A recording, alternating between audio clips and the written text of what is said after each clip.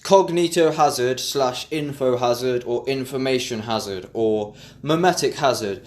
Basically, if you look at the triangle, there's an eyeball in the triangle, and in the eyeball there is the letter I, and it is actually the information symbol. And basically what it is, it's like a hazard symbol with an information I in the middle of the eye, and it's basically potentially dangerous ideas that can save your life, mostly known as cognito-hazards or info-hazards, and it's information that you can encounter that can flip the script. For example, how can you be confident that this is not a dream? How can you be confident it's not a material paradigm type? Or these ideas, sometimes philosophical ideas, but sometimes more conspiratorial ideas, such as what if there's fluoride in the water and it is calcifying your pineal gland, for example? Or what if they are spraying heavy metals or AI assimilation nanotechnology in the chemtrails that we are breathing in? It's these ideas that once they get into the mind, they can reinvent the whole fucking mind.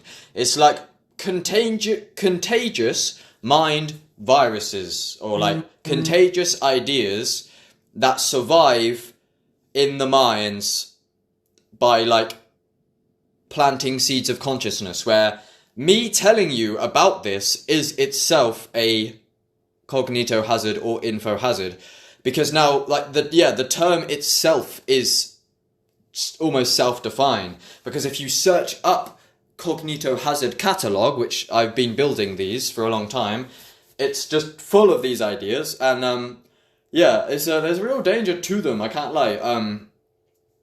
Psyops can be under the catalogue as well, like deceptive information, misinformation could be dangerous as well. Or for example, one of the main definitions is or one of the main examples is instructions onto how to build a bomb, or something like that, you see, or even somebody's password. If your password got out there, that to you is an info hazard that you would want to keep from others. It's dangerous, vulnerable information that you don't want others to have. And I think we're in the age of information, and I think with all the psyops and conspiratorial and cover-up type stuff, I think these days a lot of warfare is cognitive warfare. And propaganda overload, which itself is kind of cognito-hazard territory. But basically awakening itself, whether spiritual or political, is in the same kind of dimension. It's if there's groups of people that are trying to spin lies to make money, unveiling and revealing their lies to the world and exposing them would be almost a form of cognito-hazard, especially if it is against government and tyranny, where say if a whole population is brainwashed and they don't know that they're brainwashed, and then you find out some radically new information, they don't want you passing that information about, because their house of cards of wealth extraction is dependent on this information not getting out. People are slaves and they don't know that they're slaves type stuff. And it's for example, when I started to research alternative cultures such as ayahuasca retreats, and this information is actively suppressed and censored because they don't want people to know that poverty is manufactured type stuff. And see, they benefit from artificial scarcity and manufacturing poverty for their wealth extraction and their selfish means. So someone crusading and protesting about how this whole culture is a lie can shatter people's paradigm, which is a house of cards. Cognito-hazards can pull on the house of cards, which is most people's paradigms.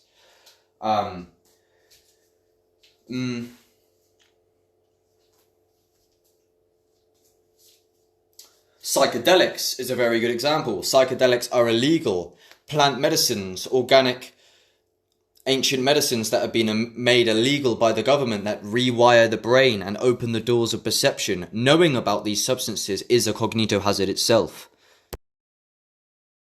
did you know there's these mushrooms that grow, like, where you live, like, for a few months of the year, and, like, they're just all over the fields, and, like, when you eat them, they, like, rewire the brain and activate the whole brain, and then, like, you can, like, go into the deepest depths of your mind and, like, uncover traumas and memories that you didn't even know that you had, and have mystical experiences. Like, what I've just said there is a cognito-hazard in itself. Like, for example, here's probably, the reason why I adopt this logo as my brand is because my life has been defined by such ideas. I'm also trying to kind of feel like the borders of whether or not how practical identifying with this kind of logo and idea is, in terms of maybe it's too intellectual and not grounded in reality, and like can kind of be kind of psychosis, schizophrenia territory.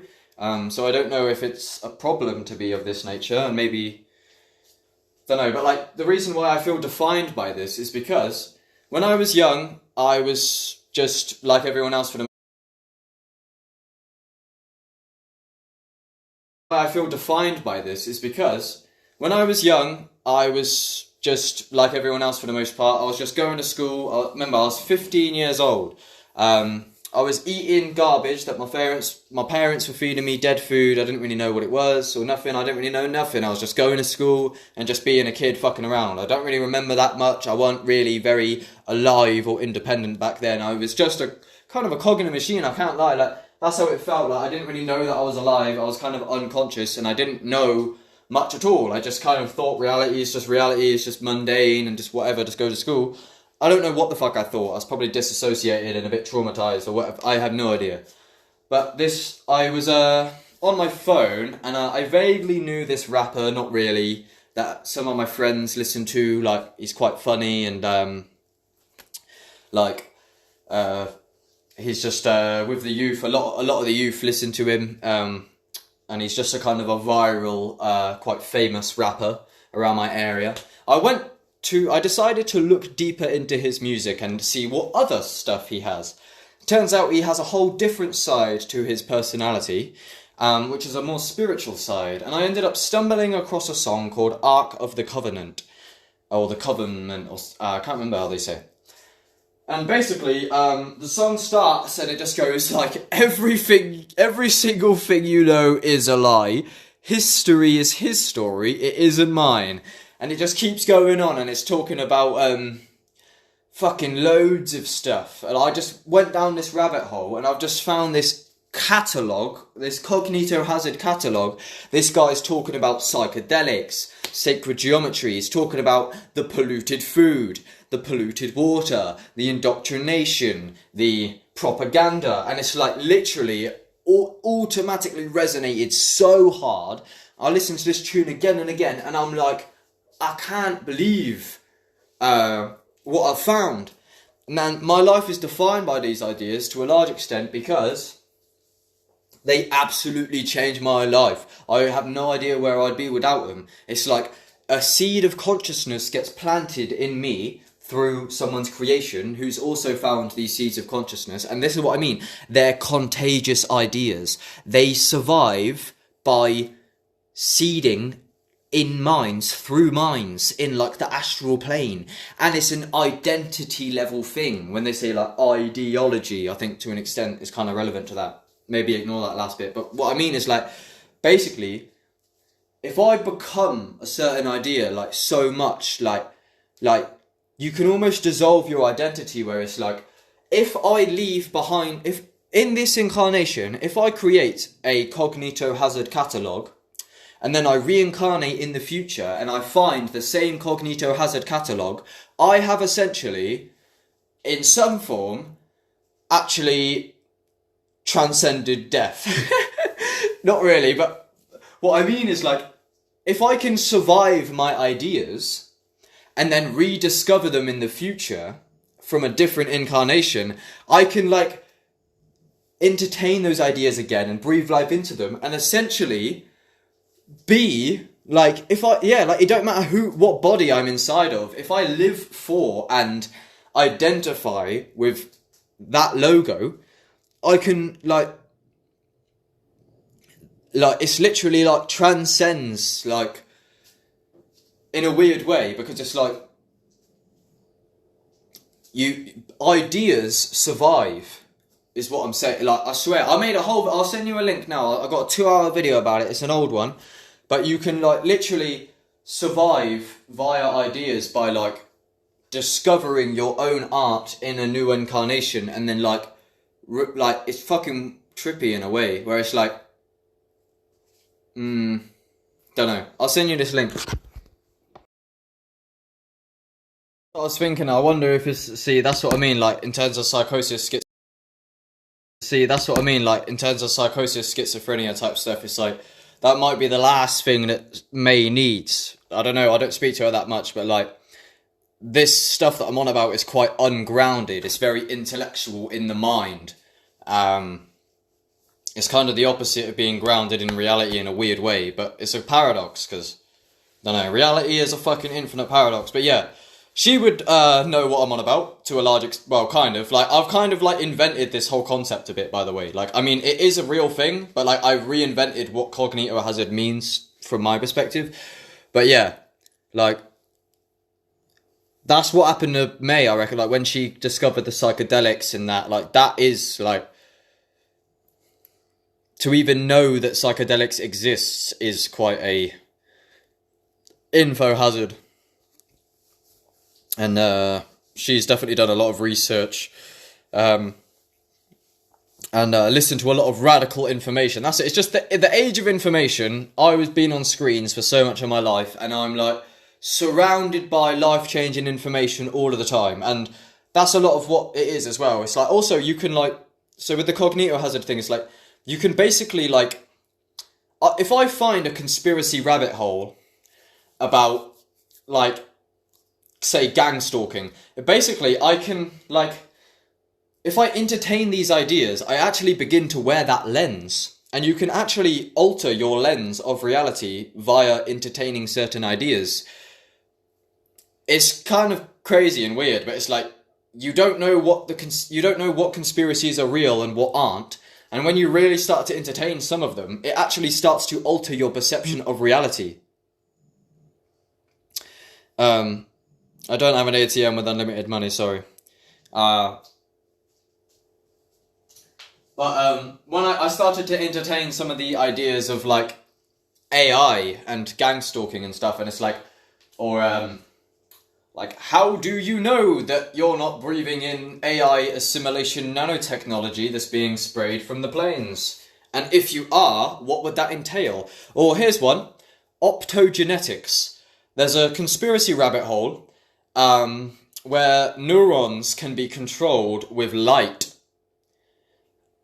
And people are like hijacked by AI.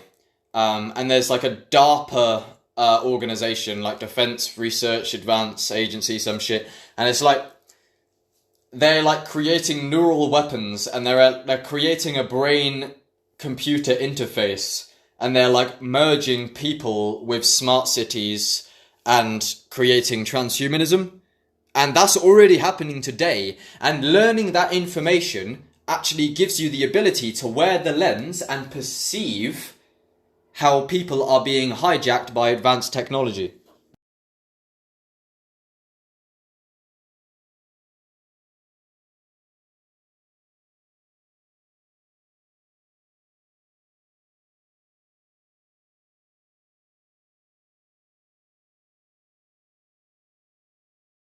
If God is real, does God have the ability to take its own power away? Because if it didn't, then it wouldn't be all-powerful. So could God deceive itself that it was not God?